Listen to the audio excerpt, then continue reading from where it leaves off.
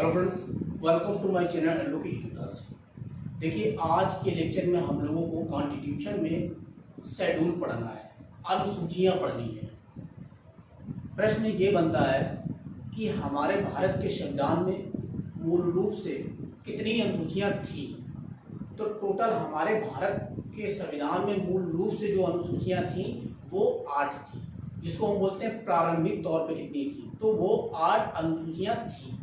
दूसरा प्रश्न ये बनता है कि हमारे भारत के संविधान में जो वर्तमान में जो टोटल अनुसूचियां कितनी है। तो टोटल जो वर्तमान में अभी की बात कर रहा है तो वहां पे टोटल 12 अनुसूचियां हैं। तो 4 यहाँ अनुसूचियां जोड़ी गई थी, और कौन कौन सी अनुसूची जोड़ी गई थी, कौन कौन से अमेंडमेंट के तहत जोड़ा गया था, इसके बारे में हम लोग आज इसमें विशेष चर्चा करेंगे कि कौन से सन में कौन सी अनुसूची जोड़ी गई थी।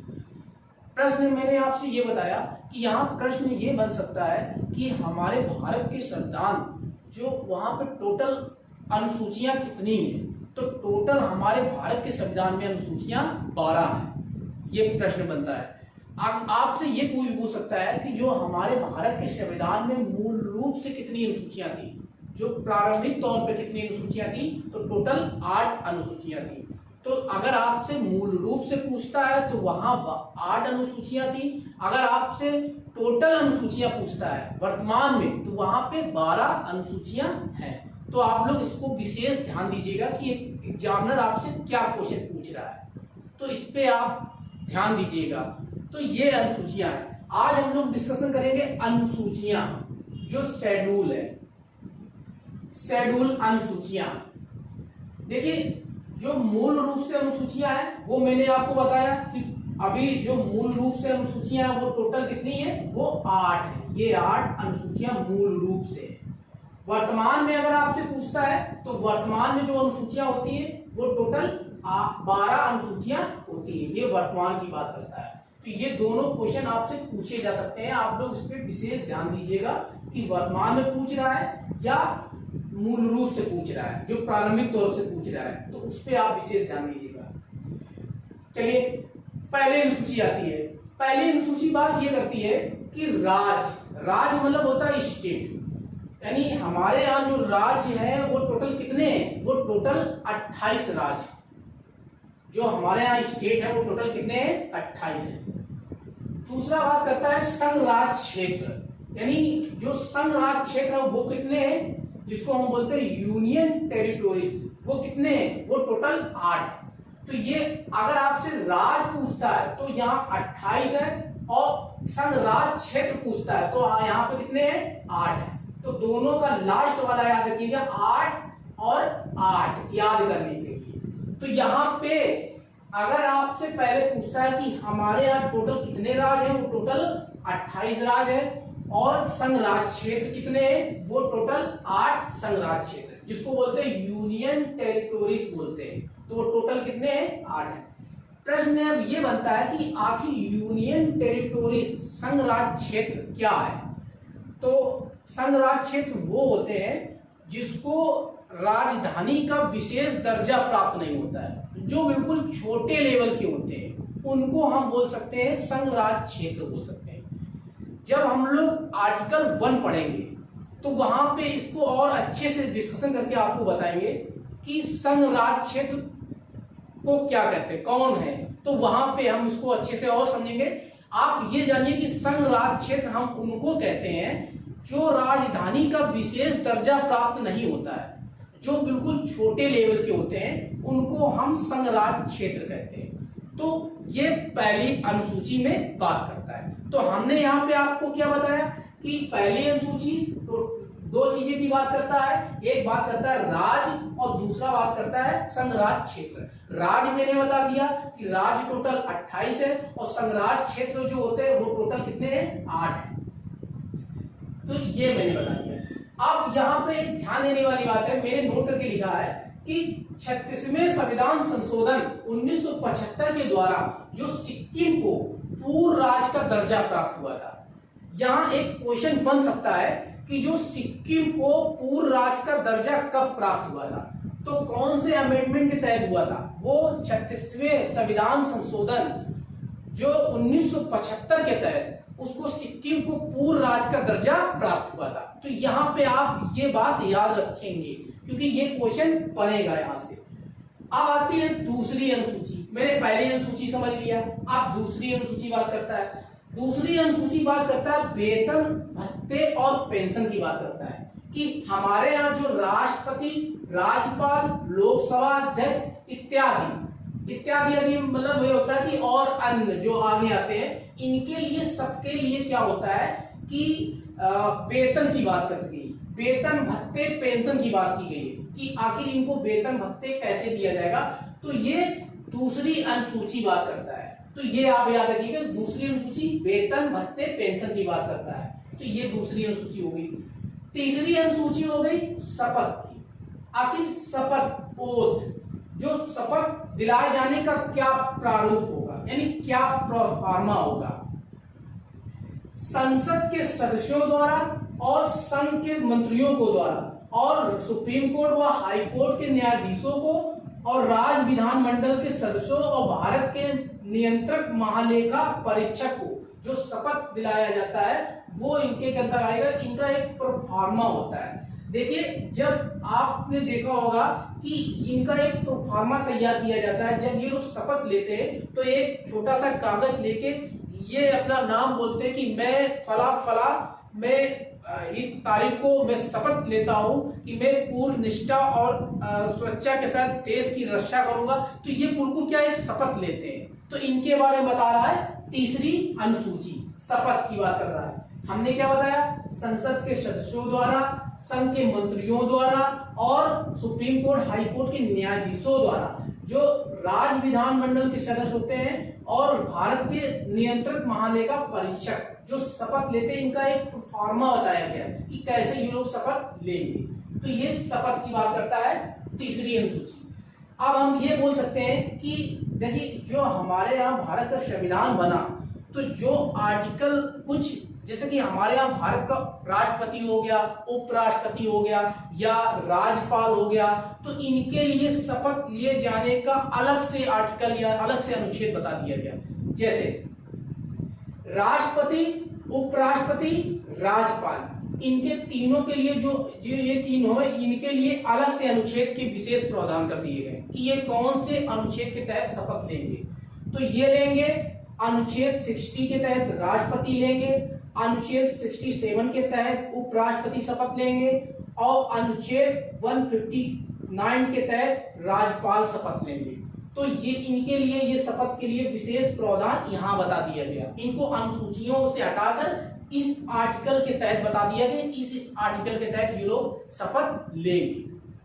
तो ये तीसरी अनुसूची हमने पढ़ी। अब बात यह आती है, एक बार रिवाइज कर लेते हैं कि हमने क्या पढ़ा। हमने ये पढ़ा, पहली अनुसूची में हमने दो चीजें पढ़ी कि वहां पे राज्य और संघ राज्य क्षेत्र की बात करता है, ये पहली अनुसूची में हमने पढ़ा।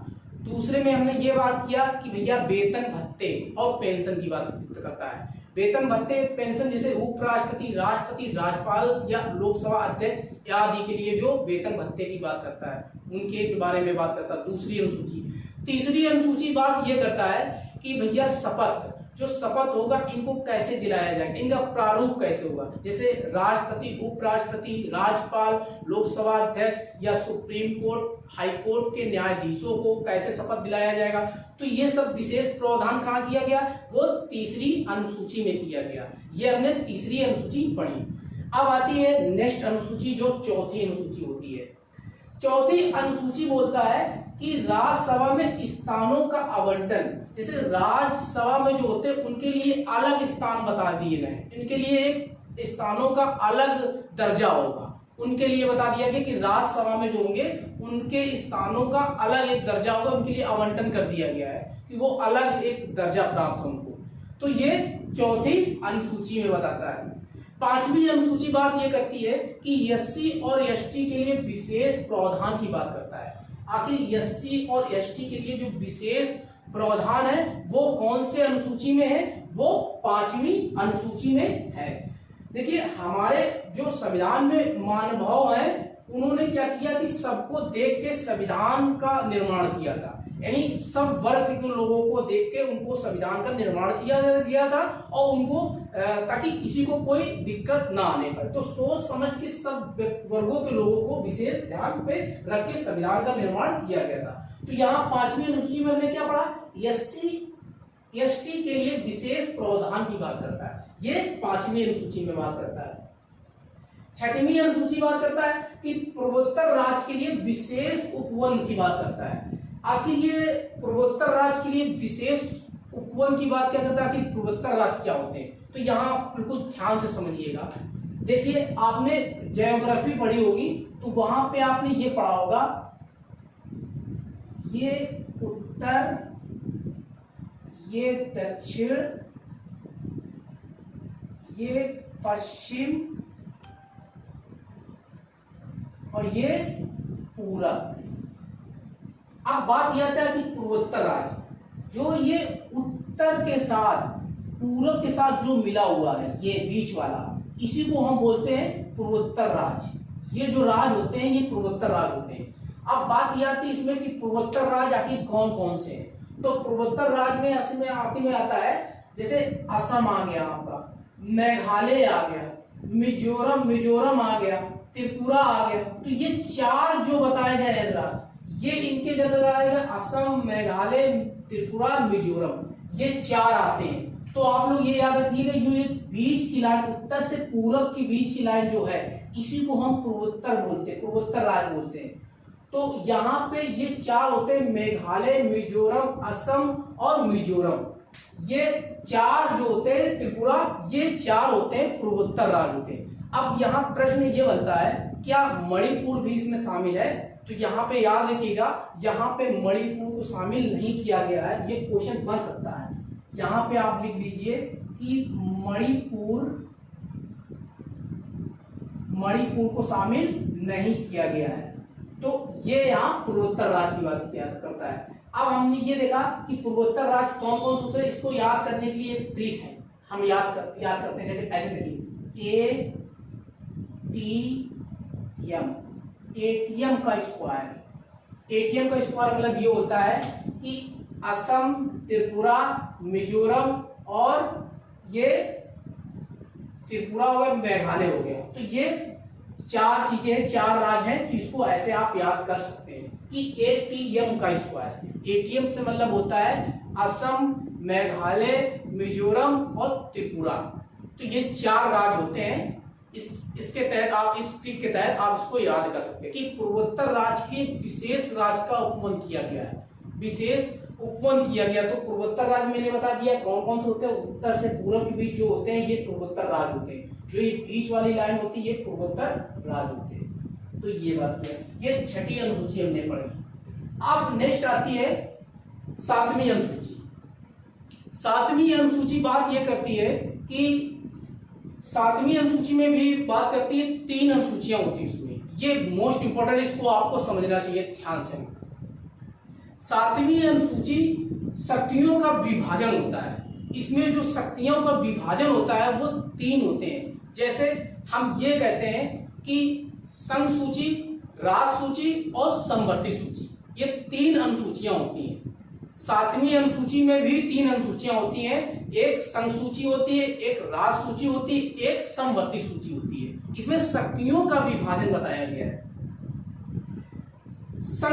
7वीं अनुसूची शक्तियों का विभाजन। संघ सूची में टोटल कितने, संघ सूची में कितने विषय थे, 97 विषय थे। राज सूची में कितने विषय थे, वो 66 विषय थे। और समवर्ती सूची में कितने विषय थे, वो 47 विषय थे। अब प्रश्न ये आता है कि वर्तमान में कितने विषय हैं। हम राज, संघ सूची, राज सूची और समवर्ती सूची की बात करते हैं कि वर्तमान में कितनी विषय हैं टोटल। तो वर्तमान में कितने हैं, पहले थे 97 में संघ सूची में विषय थे, और राज सूची में कितने थे, 66 विषय थे। समवर्ती सूची में कितने थे, 47 थे। वर्तमान में जो है वो ये, वर्तमान में संघ में कितने 100 हैं, और राज में कितने 61 हैं, और समवर्ती सूची में कितने 52 हैं। तो ये घटते बढ़ते रहते हैं, जो इसके विषय होते हैं ये घटते बढ़ते रहते हैं, ये आप लोग याद रखिएगा। तो वर्तमान में कितने हैं, ये हैं, और पहले कितने थे, ये। आप लोग इसको ध्यान दीजिएगा। अब इसमें ये बात ये आती है कि जो संघ सूची होती है, ये संघ सूची कौन कौन से विषय होते हैं, इसके क्या क्या विषय होते हैं, इस पे देखिए विषय तो बहुत सारे हैं, पर मैंने वो विषय लिखे हैं जो एग्जाम पॉइंट ऑफ व्यू से मोस्ट इंपोर्टेंट होते हैं, जो एग्जाम में पूछे ही जाते हैं। संघ सूची में जैसे हम बात करते हैं कि शेयर बाजार हो गया, डाकघर, बचत बैंक, जनगणना हो गई, बैंकिंग बीमा हो गया, रक्षा हो गया और रेलवे हो गया। ये मोस्ट इंपोर्टेंट है। प्रश्न ये बनता है कि आखिर संघ सूची के अंतर्गत कौन से विषय शामिल है और कौन से विषय शामिल नहीं है। तो आप लोग याद रखिएगा, जहां शेयर बाजार आ जाए तो वहां पे संघ सूची के अंतर्गत आएगी। डाकघर जो होता है वो संघ सूची के अंतर्गत आएगी। संघ सूची का मतलब ये होता है जो केंद्र सरकार उसमें अपना विषय, जो केंद्र सरकार अपना रूल बनाए तो वो केंद्र सरकार के अंतर्गत आएगा। बचत बैंक, जहां बैंक की बात आ जाए, बैंक कोई भी हो, चाहे बैंकिंग बीमा हो या बचत बैंक हो, तो दोनों बैंक याद रखिएगा ये आता है, ये संघ सूची के अंतर्गत आता है, चाहे बचत बैंक हो या बैंकिंग बीमा हो। तो यहाँ पे याद रखिएगा। जहां डिफेंस से संबंधित बात आ जाए, यानी रक्षा से संबंधित बात आ जाए, तो वो भी आप लोग याद रखिएगा, वो एक आता है संघ सूची के अंतर्गत आता है। और रेलवे क्योंकि बड़ा होता है, तो रेलवे जो होता है वो भी एक संघ सूची के अंतर्गत आता है। संघ सूची के विषय संबंधित ये आता है। अब आता है राज सूची के अंतर्गत आता है।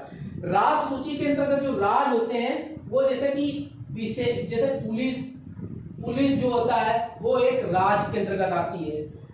जन स्वास्थ्य केंद्र आता है जो वो एक राज के अंतर्गत आता है। गैस, कृषि, रेलवे, पुलिस, तो ये एक राज के अंतर्गत आता है। पंचायती राज, भूमि सुधार के अंतर्गत जो आता है ये सब राज के अंतर्गत आता है। अब आपको यहाँ पे याद करने वाली बात ये है कि अभी हमने आपको ये बताया कि पुलिस क्या है कि एक राज के अंतर्गत आती है। जैसे कि हर राज्यों की एक अलग अलग पुलिस होती है, तो वो एक राज के अंतर्गत वो राज देखेगा। जन स्वास्थ्य केंद्र जो होता है वो एक राज के अंतर्गत आता है। गैस, कृषि, जैसे कृषि संबंधित जो भी उपवन होते हैं वो सब राज के अंतर्गत आते हैं। अब यहाँ आती है रेलवे। देखिए रेलवे मैंने आपको बताया, रेलवे जो होती है वो एक केंद्र के अंतर्गत आता है क्योंकि रेलवे एक बड़ा होता है। और रेलवे पुलिस जहां आ जाए वो कहां आती है, वो आती है राज सूची के अंतर्गत आती है। तो रेलवे केंद्र के अंतर्गत आएगा और रेलवे पुलिस जो होती है वो राज के अंतर्गत आएगी। तो आप लोग इसको ध्यान दीजिएगा, दोनों का एक अंतर है क्योंकि आप इसको मिला मत दीजिएगा क्योंकि अलग अलग चीजें हैं। अब आता है पंचायती राज। देखिए पंचायती राज का मतलब ये होता है पंचायती राज, ये राज शब्द मिल रहा है तो ये राज के अंतर्गत आएगा। ये इसका राज का विषय है। भूमि सुधार, जितने भूमि सुधार संबंधित उपवन होते हैं वो सब इस अनुसूची के अंतर्गत आते हैं, राज अनुसूची के अंतर्गत आते हैं।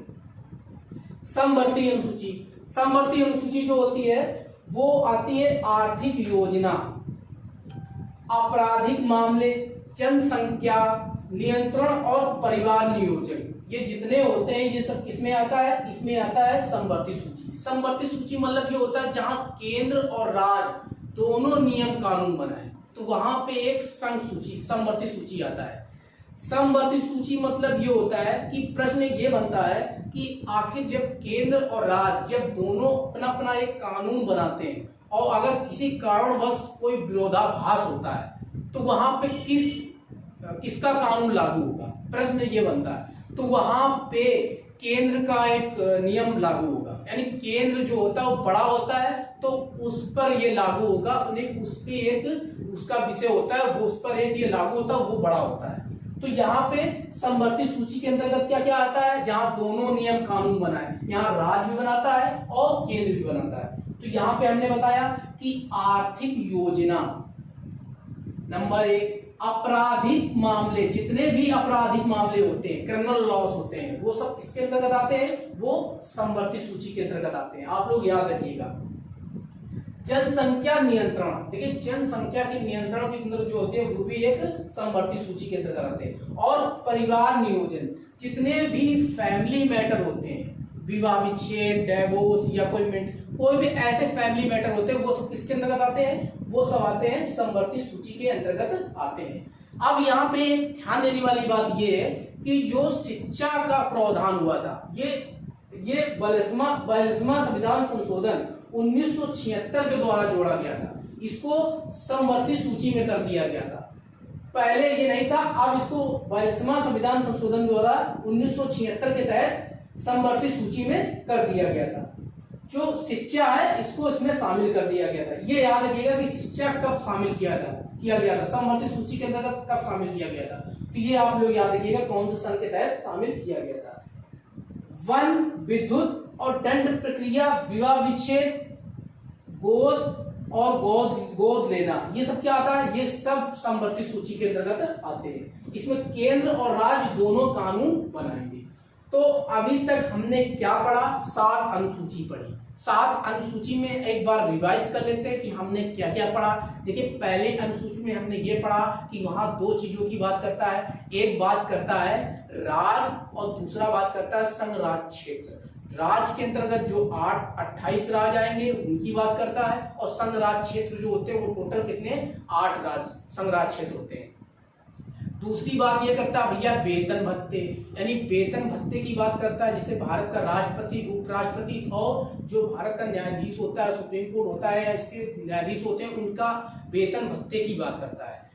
तीसरी अनुसूची बात ये करता है भैया इनका शपथ कैसे दिलाया जाएगा। जो ये लोग शपथ होते हैं, जैसे राष्ट्रपति, उपराष्ट्रपति, राज्यपाल, इनको शपथ कैसे दिया जाएगा, इनके शपथ के बारे में बात करता है। और चौथी अनुसूची में ये बात कर रहा है कि राज्यों के लिए विशेष आवंटन, जो स्थानों का आवंटन कर दिया गया, उनके लिए स्थान अलग से बता दिए गए राज्यों के लिए, तो वो चौथी अनुसूची में बात करता है। 5वीं अनुसूची में बात करता है कि एससी और एसटी के लिए विशेष उपवन की बात करता है, यानी इनके लिए विशेष प्रावधान कर दिए गए। 6वीं अनुसूची में हमने ये बताया था आपको कि पूर्वोत्तर राज्यों के लिए विशेष उपवन, हमने ये भी आपको बताया था कि पूर्वोत्तर राज्य कौन से होते हैं। हमने आपको ये समझा दिया था कि असम, मेघालय, मिजोरम और त्रिपुरा, ये सब क्या आता है, ये पूर्वोत्तर राज्य होते हैं। तो इनके अंतर्गत विशेष राज्यों का उपवन बता दिया गया है, ये पूर्वोत्तर राज्यों के लिए। 7वीं अनुसूची हमने बताया था कि जो यहाँ पे शक्तियों का विभाजन, यहाँ पे भी 3 अनुसूचियां बताई गई हैं। यहाँ संघ सूची और राष्ट्र सूची और समवर्ती सूची। जो संघ सूची होती है वहां अकेले केंद्र सरकार कानून बनाएगी, यानी केंद्र सरकार ही एक कोई नियम बना सकती है। तो वहां संघ सूची के अंतर्गत कौन कौन से आता है ये हमने बता दिया था आपको, और क्या क्या विषय होते हैं ये हमने बताया। अब आता है राष्ट्र सूची। राष्ट्र सूची के अंतर्गत आता है कि जहां पर राज कानून बना है, यानी जो राज के अंतर्गत जो राज का ही कानून बनता है उसको एक राष्ट्र सूची के अंतर्गत आता है। राष्ट्र सूची में हमने आपको ये बताया कि कौन कौन से विषय आते हैं, वो हमने आपको एक एक बता दिया कि कौन कौन से विषय आते हैं। और तीसरा आता है समवर्ती सूची। समवर्ती सूची के अंतर्गत केंद्र और राज्य दोनों नियम या कानून बना देंगे, तो उसके अंतर्गत क्या क्या आता है वो भी हमने आपको अच्छे से यहाँ से बताया। तो 7वीं अनुसूची आपको क्लियर होंगी। आई होप मैं समझता हूँ कि आपको ये 7वीं अनुसूची क्लियर होंगी। अब आता है नेक्स्ट 8वीं अनुसूची की बात करते हैं। देखिए 8वीं अनुसूची बात करता है भाषा की बात करता है, यानी लैंग्वेज की बात करता है। तो लैंग्वेज जो है हमारे यहाँ प्रश्न ये बनता है कि यहाँ भी एक क्वेश्चन प्रश्न ये बनता है कि हमारे यहाँ वर्तमान में टोटल कितनी भाषाएं थी। हमारे संविधान में वर्तमान में जो है अभी कितनी भाषाएं हैं, तो टोटल हमारे यहाँ भारत के संविधान में टोटल 22 भाषा है। बात यह आती है कि मूल रूप से कितनी भाषाएं थी, यानी जो पहली भाषा थी वो कौन सी भाषा थी, तो टोटल कितनी भाषा थी, वो टोटल 14 भाषा थी। प्रश्न यहाँ पे समझने वाली बात ये होती है कि कौन सी भाषा कौन से अमेंडमेंट के तहत जोड़ी गई थी और कौन सी ईयर में कौन सी भाषा जोड़ी गई थी, ये आप लोग ध्यान से समझिएगा। तो हमने बताया 8वीं अनुसूची भाषा लैंग्वेज की बात करता है। टोटल हमारे यहाँ कुल भाषा कितनी है, प्रश्न बनता है तो कुल भाषा कितनी है, कुल भाषा टोटल है 22। ये आप लोग याद रखिएगा, टोटल कुल भाषा 22 है। दूसरा प्रश्न बनता है कि मूल रूप से कितनी भाषाएं थी हमारे संविधान में, तो मूल रूप से हमारे संविधान में जो भाषा थी वो टोटल थी 14। ये याद रखिएगा आप लोग। तो यहाँ पे भी ये 2 क्वेश्चन आपको याद करने हैं। अब बात ये आती है कि जो 15वीं भाषा थी ये कौन सी लैंग्वेज, कौन सी भाषा जोड़ी गई थी। देखिए यहाँ पे इंपॉर्टेंट ये होता है कि कौन सी भाषा कौन से ईयर में और कौन सी भाषा जोड़ी गई थी। तो यहाँ पे आप लोग बिल्कुल उंगलियों पर बिल्कुल इसको नचाइएगा, इनको बिल्कुल उंगलियों पे रटिएगा, इनको अच्छे से याद करिएगा, क्योंकि ये क्वेश्चन बनता है यहीं से आपसे पूछेगा कि 15वीं भाषा कौन सी जोड़ी गई थी। तो 15वीं भाषा जो होती वो सिंधी भाषा जोड़ी गई थी। यहाँ पे आप इसको याद करिएगा कि 15वीं भाषा वो कौन सी थी, वो सिंधी थी। कौन सी ईयर में थी, 21वां संविधान संशोधन 1967 के तहत जोड़ी गई थी। ये आप इसको याद रखिएगा। तो 15वीं भाषा कौन सी जोड़ी गई थी, वो जोड़ी गई थी सिंधी। कौन से संविधान संशोधन के तहत जोड़ी गई थी, 21वां संविधान संशोधन 1967 के तहत जोड़ी गई थी। ये इसको आप याद रखिएगा। 15वीं भाषा हमने क्या बताया आपसे कि मूल रूप से हमारे यहाँ भाषा कितनी थी, मूल रूप से 14 थी। जो 8 जोड़ी गई वो कौन कौन सी भाषा जोड़ी गई थी और कौन कौन से सन में जोड़ी गई थी, ये आपको याद रखना है। आप अपने अगर इतना अच्छे से याद कर लिया तो बस यहीं से क्वेश्चन बनता है, आपने पूरा अच्छे से समझ लिया। तो ये हमने बोला 15वीं भाषा कौन सी जोड़ी गई थी, सिंधी जोड़ी गई थी। कौन सी ईयर में जोड़ी गई थी, 21वां संविधान संशोधन 1967 के तहत जोड़ी गई थी। इसके बाद आता है 3 अन्य भाषाएं भी जोड़ी गई थी। पहली एक भाषा जोड़ी गई थी सिंधी, इसके बाद 3 और अन्य भाषा जोड़ दी गई थी। तो 3 और अन्य भाषा कौन कौन सी जोड़ी गई थी, वो जोड़ी गई थी कोंकणी, मणिपुरी, नेपाली। ये 3 भाषा जोड़ी गई थी, आप इसको याद रखिएगा। तो ये 3 भाषा कौन सी जोड़ी गई थी, कौन से अमेंडमेंट जोड़ी गई थी, 71वां संविधान संशोधन 1992 में जोड़ी गई थी। हमने आपसे ये बताया कि जो भाषाएं लैंग्वेज होती है ये कौन सी ईयर में और कौन सी भाषा जोड़ी गई थी, आपको बस इतना याद रखना है। हमने आपसे ये बताया कि जैसे सिंधी भाषा जो है ये 15वीं भाषा जोड़ी गई थी। ये जोड़ी गई थी, ये 21वां संविधान संशोधन 1967 के तहत जोड़ी गई थी। इसके बाद 3 और अन्य भाषा आ गई थी। तो 3 और कौन अन्य भाषा आ गई थी, कोंकणी, मणिपुरी और नेपाली। ये 3 भाषा आ गई थी। तो ये 3 भाषा कब, 71वां संविधान संशोधन 1992 के तहत ये 3 भाषाएं जोड़ी गई थी। तो आप इसको याद रखिएगा, 3 भाषा ये। इसके बाद आता है 4 और भाषा जोड़ दी गई थी। पहले 1 जोड़ी गई थी सिंधी, इसके बाद 3 जोड़ी गई कोंकणी, मणिपुरी, नेपाली। 71वां संविधान संशोधन 1992 के तहत सिंधी जो जोड़ी गई थी वो जोड़ी गई थी 21वां संविधान संशोधन वो 1967 के तहत जोड़ी गई थी। तो ये 4 भाषा हमने समझी कौन कौन सी भाषा जोड़ी गई थी। अब 4 अन्य भाषा आती जो लास्ट में 4 होती है। हमने बोला 8 भाषा जोड़ी गई थी, तो 4 जो अन्य भाषा है वो कौन कौन सी जोड़ी गई थी, वो जोड़ी गई थी बोडो, डोगरी, मैथिली, संताली। ये 4 भाषा अन्य लास्ट में जोड़ी गई थी। तो यहाँ पे आप इसको याद इस बात से करिएगा कि यहाँ पे बोडो, डारा, डोगरी, डारा, मैथिली और संथाली, ये याद रखिएगा। ये 4 भाषाएं जो थी वो लास्ट में जोड़ी गई थी। वो जोड़ी गई थी 92वां संविधान संशोधन 2003 के तहत जोड़ी गई थी। तो ये टोटल 22 भाषाएं हो गई। अब हमने आपसे ये बताया कि पहली भाषा कितनी कौन सी जोड़ी गई थी, पहली भाषा जोड़ी गई थी सिंधी। सिंधी कौन सी भाषा जोड़ी, कौन सी ईयर में जोड़ी गई थी, वो 21वां संविधान संशोधन 1967 के तहत सिंधी जोड़ी गई थी। इसके बाद आता है जो 3 अन्य भाषा आती है वो कौन सी ईयर में जोड़ी गई थी, वो कौन कौन सी जोड़ी गई थी, कोंकणी, मणिपुरी, नेपाली। वो कौन सी ईयर में जोड़ी गई थी, वो जोड़ी गई थी ये 71वां संविधान संशोधन 1992 के तहत जोड़ी गई थी।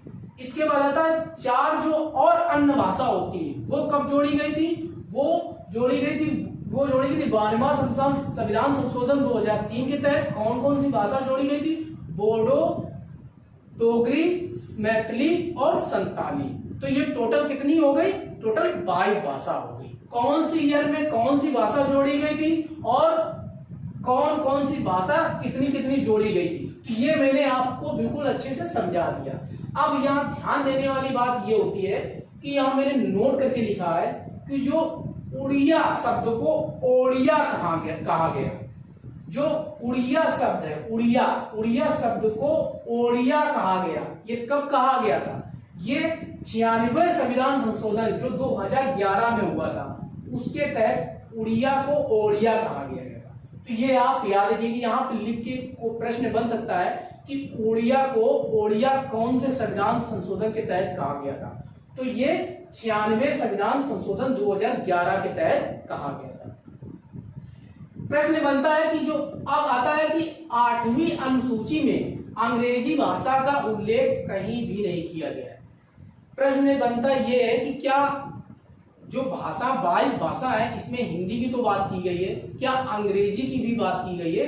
क्योंकि अंग्रेजी आजकल इतनी महत्व है, इतनी इंपॉर्टेंट है, और अंग्रेजी की बात नहीं की गई है। तो यहाँ पे बात ये कर रहा है कि 8वीं अनुसूची में अंग्रेजी भाषा का उल्लेख कहीं भी नहीं किया गया है। तो ये आप लोग याद रखिएगा। क्वेश्चन ये बनता है कि क्या अंग्रेजी भी 22 भाषाओं में शामिल है? तो यहाँ पे आप बोलेंगे नहीं शामिल है। तो यहाँ पे इसको आप याद रखिएगा कि 8वीं अनुसूची में अंग्रेजी भाषा का उल्लेख नहीं है, ये याद रखिएगा, यहाँ पे नहीं कहा गया है। नेक्स्ट आता है 9वीं अनुसूची। 9वीं अनुसूची बात करता है भूमि सुधार अधिनियम। जो भूमि सुधार अधिनियम है, ये जब हम लोग आर्टिकल 19 पढ़े थे तब ये हटा दिया गया था। तो उसको तहत 301 के तहत लीगल राइट के तहत विधिक राइट के तहत ला दिया गया था। तो ये क्या होता है कि ये जब जोड़ा गया था तो जो पहला संविधान संशोधन हुआ था 1991 में, तब ये भूमि सुधार अधिनियम जो 9वीं अनुसूची है इसको लाया गया था। तो यहाँ पे भूमि सुधार अधिनियम ये 9वीं अनुसूची जो पहला अमेंडमेंट हुआ था 1991 में, उसके तहत ये जोड़ा गया था 9वीं अनुसूची। 10वीं अनुसूची बात करता है दल बदल। देखिए, जब कोई नेता या कोई ऐसा बड़ा नेता होता है जैसे कि एक पार्टी से किसी दूसरे पार्टी में जाता है तो वो दल बदल करता है। हम ये बोल सकते हैं कि चुनाव के पहले आप किसी भी पार्टी में दल बदल कर सकते हैं।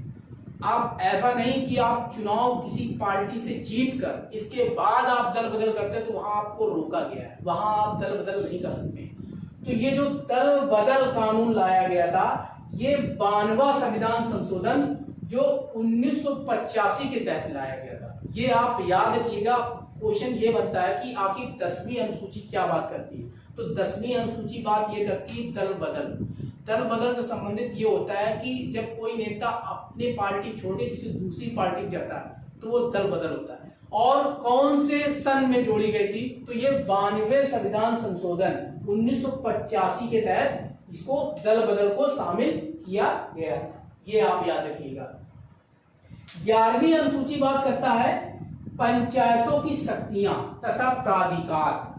ये इंपॉर्टेंट है कि पंचायतों की शक्तियां होती हैं, उनके प्राधिकार जो बताए गए हैं वो टोटल कितने बताए गए हैं, यानी 29 विषयों में वो कानून विषय में प्रदान किए गए जो अपना एक नियम बनाएंगे। 29 विषयों के तहत उनको बताया गया है। जो पंचायतों का बताया गया है कि पंचायतों की शक्तियां, जैसे ये होता है कि छोटे मोटे जो वाद विवाद होते हैं, जैसे मान लो पंचायत में सरपंच होते हैं या वो बोल सकते हैं कि कोई वहां के मुखिया होते हैं, उनके द्वारा छोटे मोटे वाद विवाद निपटाए जाते हैं। यानी हम ये कह सकते हैं कि कानून जो हमारे यहाँ न्यायालय होता है उसके पास इतना पहले से ही इतना भार रहता है कि ताकि वो छोटे मोटे वाद विवाद आप वहां उनके पास ना लेके आप मुखिया जो होते हैं, गांव सरपंच होते हैं, उनके पास आप इसको सॉल्व कराइए, सुलझाइए, सुलह कराइए। तो ये एक इनके कथा था। तो इनमें इन्होंने बताया कि 29 विषय प्रदान किए गए हैं, इनके तहत जो पंचायतों की शक्तियां बताई गई। तो ये बताया गया 11वीं अनुसूची में। ये 73वां संविधान संशोधन 1992 के तहत जोड़ा गया था। प्रश्न ये बनता है कि आखिर 11वीं अनुसूची क्या बात करती है? तो हमने बताया 11वीं अनुसूची पंचायत की बात करती है। पंचायत में जो 29 विषय होते हैं उनको शक्तियां प्राप्त हैं।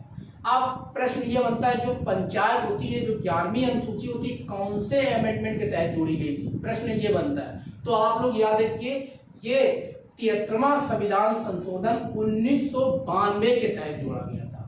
तो ये 11वीं अनुसूची हो गई। नेक्स्ट आता है 12वीं अनुसूची। 12वीं अनुसूची जो होता है ये हमारी लास्ट अनुसूची है, और ये इसमें क्या होता है, 12वीं अनुसूची बात करता है। 12वीं अनुसूची जो होती है वो नगर पालिका की बात करता है। नगर पालिका जैसे कि ये कब जोड़ा गया था, मतलब कब आया, कब ये कौन सी 12वीं अनुसूची कब जोड़ी गई थी, तो ये 74वां संविधान संशोधन 1992 के तहत जोड़ा गया था। हमने बताया कि 12वीं अनुसूची नगर पालिका की बात करता है। नगर पालिका जो 12वीं अनुसूची होती है ये कब जोड़ी गई थी, कौन से सन के तहत, वो 74वां संविधान संशोधन 1992 के तहत जोड़ी गई थी। अब याद करने की ट्रिक ये है कि हमने टोटल 12 अनुसूचियां पढ़ी। 12 अनुसूचियां में एक बार फिर से रिवाइज कर लेते हैं कि आखिर हमने क्या क्या पढ़ा था। हमने बताया, पहली अनुसूची बताई थी कि वो दो चीजों की बात करती है, एक बात करती है राज और दूसरी बात करती है संघ राज क्षेत्र, ये पहली अनुसूची बात करती है। दूसरी बात करती है वेतन भत्ते और पेंशन की बात करती है, ये दूसरी अनुसूची बात करती है। तीसरी बात करती है शपथ की, तो ये तीसरी अनुसूची शपथ की बात करती है। चौथी बोल है कि राज्यों के लिए विशेष स्थानों का आवंटन किया गया है, तो ये चौथी अनुसूची होगी। 5वीं अनुसूची बात ये कर रही है कि एससी और एसटीओ के लिए विशेष उपवन की बात कर रहा है। 6ठी अनुसूची बात कर रहा है कि पूर्वोत्तर राज्य के लिए विशेष उपवन बताए गए हैं। हमने ये बताया था पूर्वोत्तर राज्य क्या होते हैं, कौन कौन से होते हैं, ये हमने बता दिया था। 7वीं अनुसूची बात ये करता है कि जो यहाँ शक्तियों का विभाजन बता दिया गया। 7वीं अनुसूची में भी 3 अनुसूचियां हैं, एक संघ सूची, राज सूची और संवर्ती सूची। कौन कौन से विषय होते हैं, कितने वर्तमान में विषय हैं, ये भी हमने बता दिया था, इसको समझा दिया था। ये यहाँ पे आप लोग यहाँ पे समझ लीजिएगा। इसके बाद आता है 8वीं अनुसूची, हमने बताया लैंग्वेज, भाषा की बात करती है। भाषा कौन कौन सी जोड़ी गई थी, मूल रूप से कितनी थी 14, और वर्तमान में कितनी 22। कौन सी 8 भाषाएं जो होती है वो कौन कौन सी भाषा जोड़ी गई थी, कौन से ईयर में कौन से अमेंडमेंट हुई थी, ये मैंने अच्छे से समझाया कि चीज करके। अब इसके बाद आता है कि 9वीं अनुसूची जो होती है वो कौन सी है, वो भूमि सुधार से संबंधित होती है। ये पहला जब संविधान संशोधन फर्स्टमा हुआ था तो उसके तहत ये भूमि सुधार अधिनियम ये अनुसूची जोड़ी गई थी, तो ये फर्स्ट संविधान संशोधन हुआ था तब जोड़ी गई थी। 10वीं अनुसूची में बोला कि दल बदल कानून से संबंधित होता है। दल बदल जो होता है वो 12वां संविधान संशोधन 1985 के तहत जोड़ा गया था, तो ये मैंने 10वीं अनुसूची बताया। लास्ट की जो 2 अनुसूचियां होती ये मोस्ट इंपोर्टेंट है। ये पूछेगा कि 11वीं और 12वीं। 11वीं में पहले आता है पंचायत, इसके बाद आता है लास्ट में आता है नगर पालिका। पंचायत जो होता है वो 11वीं में आता है, वो 73वां संविधान संशोधन 1992 के तहत जोड़ा गया था। और जो नगर पालिका होता है वो अनुसूची 12वीं जो होती है वो जोड़ी गई थी 74वां संविधान संशोधन 1992 के तहत। तो ये अनुसूचियां टोटल 12 आज हम लोगों ने समझी। आप लोग इसको अच्छे से बिल्कुल समझिएगा, जो एक चीज मैंने बताया है इसको नोट आउट कर लीजिएगा। और ये भी हमने देखो यहाँ पे हमने वो चीज नोट किया है जो आप लोगों को एग्जाम पॉइंट ऑफ व्यू से पूछा ही जाता है। यहाँ मैंने कोई चीज फालतू नहीं लिखा है जो बिल्कुल आपको बिल्कुल कोई दिक्कत करे, तो वो चीजें मैंने यार एक अच्छे से इसको बताया। अब आप लोगों से एक रिक्वेस्ट है, प्लीज मैं इतना मेहनत कर रहा हूँ, इतना अच्छे से बता रहा हूँ, आप लोग प्लीज मुझे फीडबैक जरूर दीजिएगा कि मैंने आज ये जो अनुसूची कैसा पढ़ाया। और फीडबैक देने से ये होता है कि मैं और आगे से वीडियो अपलोड करता रहूंगा, ताकि मुझे फीडबैक मिलेगा कि आप लोगों ने बहुत अच्छे से मुझे एक अच्छा मोटिवेशन कर रहा है, ताकि मुझे पढ़ाने में भी अच्छा लग रहा है, ताकि आप लोगों को समझ में आ रहा है कि नहीं आ रहा है। तो इसको आप लोग नोट आउट कर लीजिएगा और फिर मिलते हैं नेक्स्ट वीडियो में। तब तक के लिए थैंक यू।